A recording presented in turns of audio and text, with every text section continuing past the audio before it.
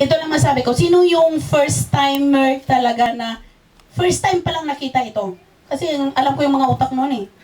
Alam ko yung mga iniisip. Yung first time lang nakita? First time lang kayo talaga ng ganito? Ano, maayos ba yung pag-invite sa inyo dito? O sinabihan kayo, magtangalian kayo muna? Huwag sumama kayo. Tumawa kayo, siguro totoo, no? O kaya, sumama ka sa akin kasi pamasahihan ko kayo. Di ba nawan yun? Huwag nyo gawin yun.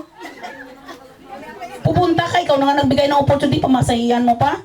Nagsabi, kulang. Di ba nawan nyo, ha? Huwag, di ba? Yung ganun eh. Ang dami ano. At least hindi kayo kinidnap. Kasi alam nyo guys, ito lang sabihin ko sa inyo, dati ganun ako din. Ganun din naintindihan ko kayo. Alright? I do understand kung ano nangyari sa'yo kasi nangyari dati sa akin. Ako yung pinakamaingay. Sabi ng speaker, nandito na daw, sabi niya, wag magsayang ng panahon. Itong kaibigan ko nag-invite eh. Lumabas ka na dyan. Ano na naman ka dyan mapapala eh. Negative nga talaga. May mapapala pala. Lahat ng lumabas ka na dyan. Mag-ala na tayo kaya mag-disco man kami. O kayo din pala, ginagawa niyo, tumatawa kayo eh. Diba? Magkaraoke na tayo. Lumabas ka na kasi. Pilisan mo. Sabi pa naman ng ganun. Pero alam mo guys, sabi ko, mano kasi ako, dreamers kasi ako nung maliit. When I was young, sabi ko sa inyo eh. Gusto talaga ako yung yumaman. Gusto akong talagang, wala akong iniisip kundi sabi ko, iangat ko yung sarili ko. Kasi kami yung parang inaapi-api sa lugar namin. So totoo lang, inaapi. Guys, naririnig ko yung ingay sa likod. Ako yung parang inaapi-api na yung, hindi naman na buong pamilya ko, nanay, tatay ko. Basta kaming buong pamilya. Okay? Tapos sabi ko, bakit ba, pantay naman eh, may hilig ko sa Bible study. Pantay ang tingin ng Panginoon sa atin. Walang mayaman, walang mahirap. Wala kasalanan mo, mahirap ay kumilos ka. Diba? So, sabi, ang dream ko talaga is to be a good lawyer. Kahit wala akong makakain. O bakit? May bayad ba yun? Sabi ng nanay ko, Ilongga. Busag gagaga ka, wala ka gani makaon sa isa kadlaw. Ilongga mato. Naintindihan nyo ba? Bakit ba kayo nakatawa? Sino mga Ilongga? Yun pala eh. Sabi ng nanay ko, gagaga kagid ah. Wala ka gani makaon sa isa tatlong busy sa kadlaw. Ano ka pa? Ano gani ni? Maabogada ka pa? Maabogado, grabe talagang dream ko. Sabi ko, Nay, wala na gani na bayad. Ano mo pa ako? Hindi ba magusto? Wala naman bayad, di ba? Bakit mag-dream ko ng pakialam mo? Di ba? It's my life. Nakuha nyo?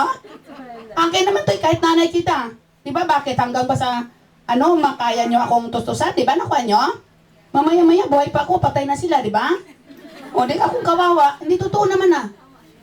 Kahit sa mga anak natin, you need to teach them, di ba?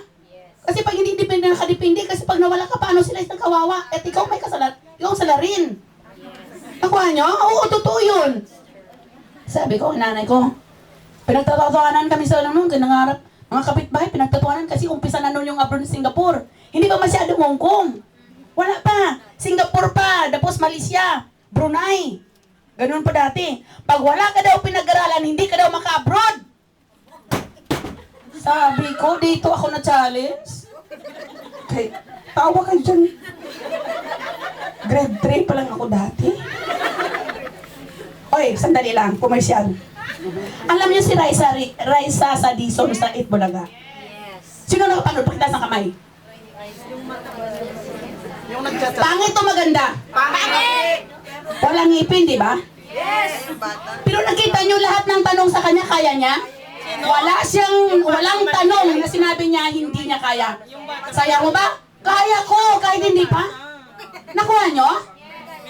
Kasi gusto niyang yumaman para makatulong sa magulang at the age of 7 years old. That is me. Maganda lang ko sa kanya.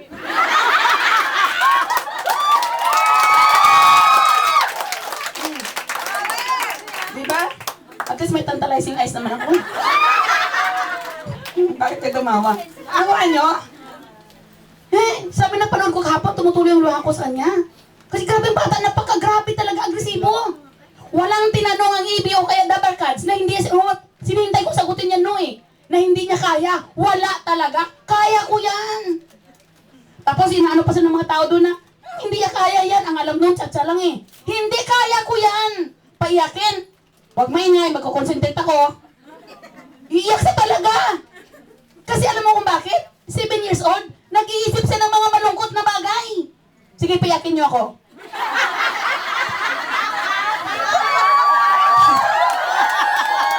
Nagawa niyo?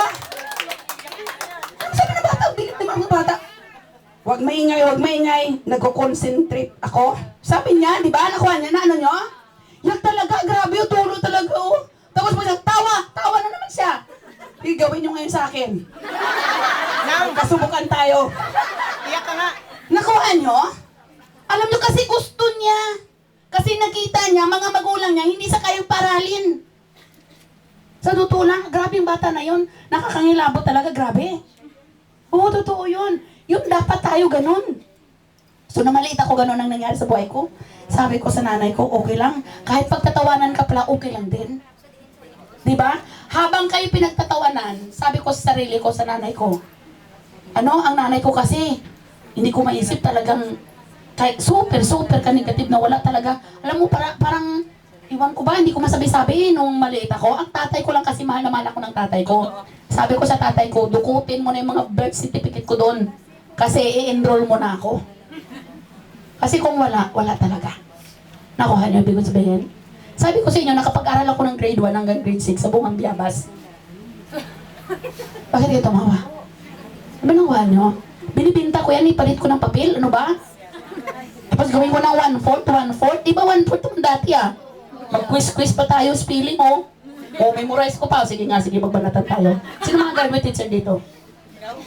Una yan na kaya yung lumaban, ano? Ano nga niyo? Kapatid ko nga yung lumaban sa akin, principal eh. Oo, sa totoo lang. Ganito lang kasi yan. Kung mayroon ka talagang pangarap sa buhay, ipaglaban mo yun. Puro lang tayo kasi salita kanina. Sabi ko sino may dream, wala lang. Ganun din mangyari sa buhay mo, oo, okay lang. Ang dreams hindi biro. Pag gusto mong isang bagay, ipaglaban mo at walang dahilan kung bakit hindi mo siya gawin. Sa totoo lang. Walang dahilan kay kung mo excuses ka, mamaya sa sunod na linggo, wala ka na. Yun lang pala kalalim ang dream mo. Nakuha mo?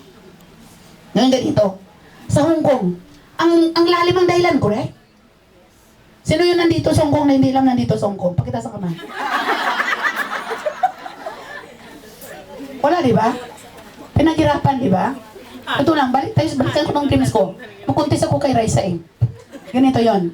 Alam mo, pumunta talaga ako sa Singapore na wala akong pinag-aralan. Ay, ito mag-apply ka lang sa Manila. Alam mo, Libertad, Pasay, 55, Pasay Aurora Road sa Libertad. Hindi ko makalimutan yung boarding house na doon. Ang kabila, Siman, dito sa kabila, mga domestic helper, puntang abroad. Nakakalungkot. Alam nyo guys, dati, ang placement fee that is 14,000. Magbayad ka ng 9,000, ang the bayaran mo. Ang lakas ng loob ko na mag-apply na wala talaga ako pang bayad. Hinintay kong lumabas ang visa at doon ako magsabi, wala ako pang bayad. Wala na silang magagawa kay yan, nakuha mo? Nakuha nyo? Nakuha nyo?